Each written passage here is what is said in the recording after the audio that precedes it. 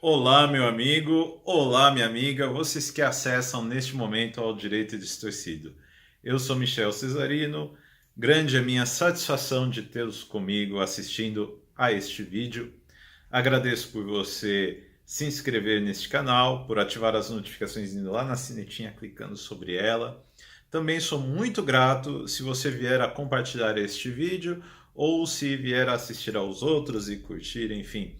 É sempre muito bom saber que, de repente, estes conteúdos chegam a mais pessoas. Hoje eu gostaria de trazer uma dica muito boa de leitura. É um livro absolutamente curtinho, mas muito inspirado, do Modesto Carvalhosa. É este aqui. Veja só, para vocês pegarem a indicação, então é da Cleptocracia para a Democracia, em 2019, um projeto de governo e de Estado. Muito bom. Por quê? Este livro foi lançado no ano passado e ele tinha como motivação básica, assim suponho, aquela situação na qual estávamos vivendo e serve para a que estamos vivendo atualmente, de um Estado que não consegue mais ser representante de seu povo e que, portanto, está deslegitimado. Ok?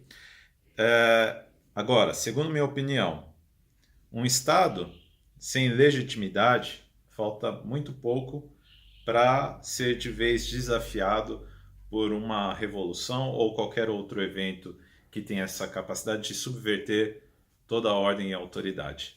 E logo, logo nós vamos ver isto acontecendo se algumas coisas que são faladas aqui não forem feitas. Basicamente, o Modesto Carvalhosa, grande abraço para ele e meu reconhecimento profundo pelo trabalho dele. Eu considero um baita de um trabalho que está a favor da cidadania brasileira. Então, grande abraço ao senhor Modesto Carvalhosa.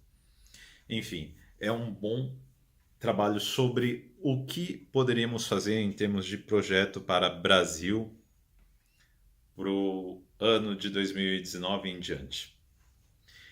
Basicamente, ele vai falando dos grandes desafios do Estado brasileiro, que se tornou, na verdade, uma máquina que é dominada por uma casta de políticos. Então, mais uma vez, aquela questão de como políticos não trabalham para você, meu amigo, mas trabalham para si mesmos e para a perpetuação de seus poderes no Estado, de tal forma que eles constroem ninhos confortáveis, não só para si mesmos dentro dessa maquinaria estatal, mas para suas famílias através da implementação de seus filhos, netos, sobrinhos e tudo mais. Então, este Estado ele encerra um segredo que só é acessado por aqueles que estão lá dentro e justamente por isso é que eles podem dominar e trabalhar melhor para se manterem no poder e continuar ganhando mais dinheiro através de vários penduricários aí, verbas e etc, etc, aí que esses penduricários que vão se estendendo, que vocês já conhecem, né, de tudo que é jeito, que o sujeito deveria ganhar tanto e acaba recebendo um valor multiplicado por 200 vezes, vocês já sabem de quem eu estou falando, por conta das benesses que são angariadas nesse cargo. Então, só para vocês verem que interessante aqui uma passagem que é muito pertinente a este momento em que estamos passando da Suprema Corte. Não remuneração para vereadores. Apesar de começar com este título, a coisa vai para outro sentido, que é a Constituição de 1988 criou um arcabouço de Estado que levou a uma grande deturpação cultural e estrutural das funções de representação do povo nas três esferas. Realmente é verdade.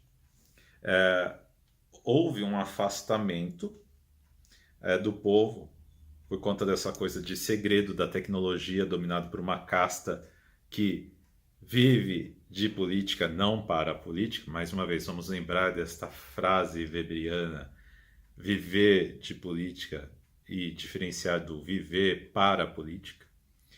Esse viver de política, ele é terrível porque transforma a política num empreendimento privado que vive às custas do público e por vezes abusa do público. Enfim.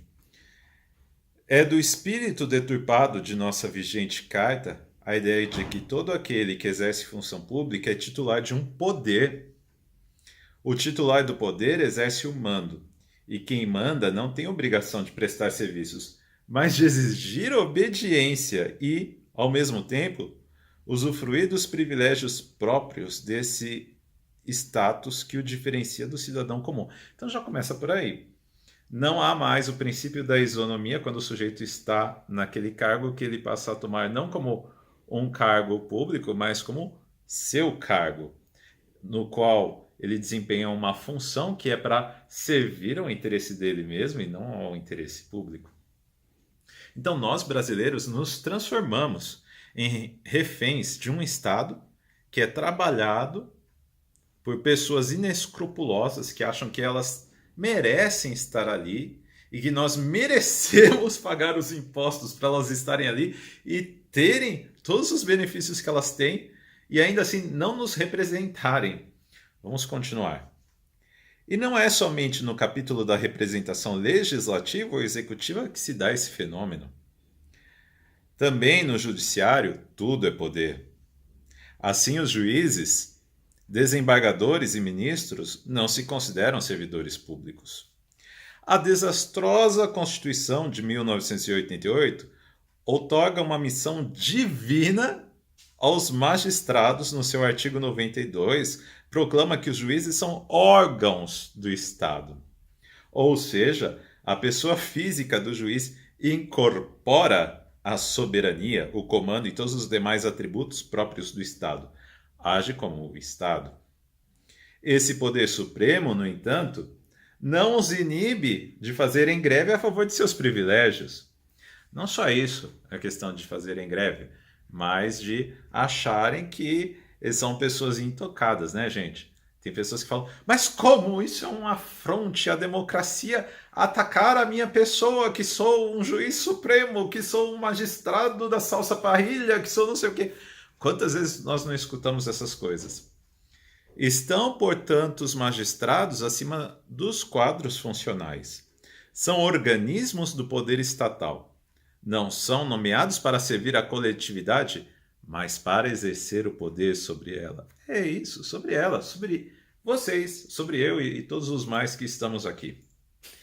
Pergunte a um juiz se ele é um servidor público. A resposta será não. Ele é um órgão do poder por força da Constituição. Quer dizer, então, realmente temos que empreender uma reforma nessa Constituição aí de 88, ou então fazer logo de vez uma nova. Por quê? Porque ela está cheia de vício que ajuda que essas pessoas que estão ali para nos representar nos três poderes se tornam, na verdade, nossos algozes.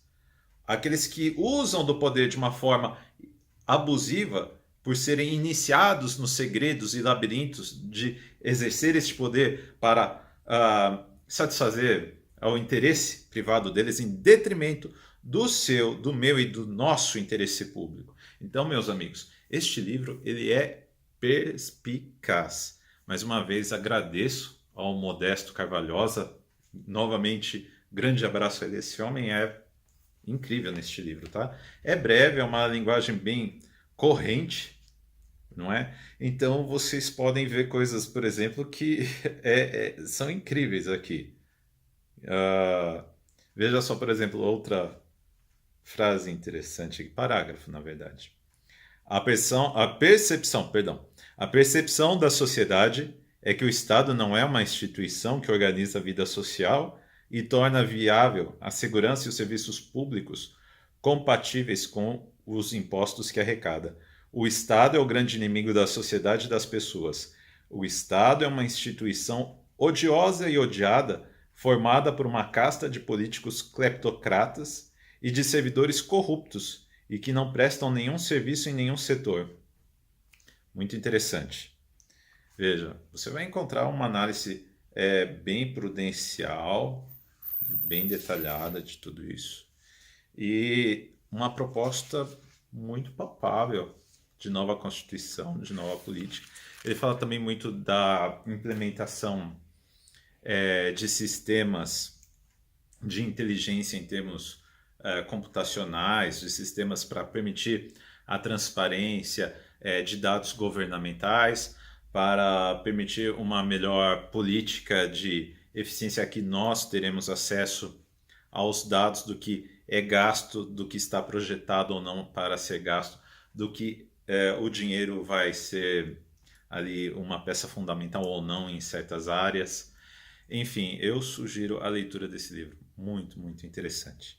Meus caros amigos e amigas, tenham excelentes dias e um grande abraço aí para vocês. Até a próxima.